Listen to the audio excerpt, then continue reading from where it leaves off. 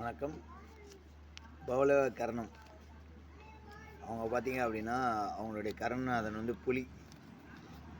புலி வந்து நீங்கள் வந்து எப்படி வழிபாடு பண்ணணும் அப்படின்னு பார்த்தீங்கன்னா, ஜூவுக்கு போயிட்டு அந்த இடத்துல ஒரு 2 மணி நேரம் இருக்கலாம். 1 2 வந்து அதுக்கு வந்து உணவு கொடுக்கணுன்னா, நீங்கள் அங்கே இருக்கிறவங்கக்கிட்ட ஒரு 10 பேர் சேர்ந்து காசை கொடுத்து ஒரு வேளை உணவு போட்டுருங்கன்னு சொல்லிடலாம். சரிங்களா? அப்படி பண்ணலாம். அதனுடைய புலியோட ஃபோட்டோ வச்சுக்கலாம், டிவியில் வச்சுக்கலாம், அந்த புலி பொம்மையை வந்து வீட்டில் அடிக்கடி பார்க்குற மாதிரி வச்சுக்கலாம், கீ செயினில் வச்சுக்கலாம். இதனுடைய ராசி அதிபதி பார்த்திங்கன்னா, அதாவது கரண அதிபதி பார்த்திங்கன்னா ராகு. இவர் ஈஸியாக எப்படி ஏமாற்றலாம் வச்சுக்கோங்களேன்.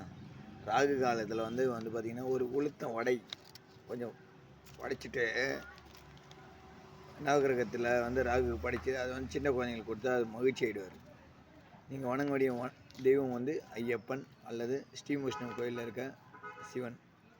புலித்தோல் மேல், அதாவது புலி மேல் வந்த கடவுள்களை வந்து நீங்கள் வணங்கணும். அவ்வளோதான். இதான் வந்து பவளம் கரணத்துக்கான விஷயம். இது ஆக்டிவேட் பண்ண உங்களுக்கு எல்லாமே வெற்றி தான். கரணத்தை பிடிச்சிங்கன்னா உங்களுக்கு வெற்றி தான். எல்லாத்த விட சிறந்தது கரணம் தான். நன்றி, வணக்கம். சேனலில் லைக் பண்ணுங்கள், கமெண்ட் பண்ணுங்கள், சப்போர்ட் பண்ணுங்கள், சப்ஸ்கிரைப் பண்ணுங்கள். வணக்கம்.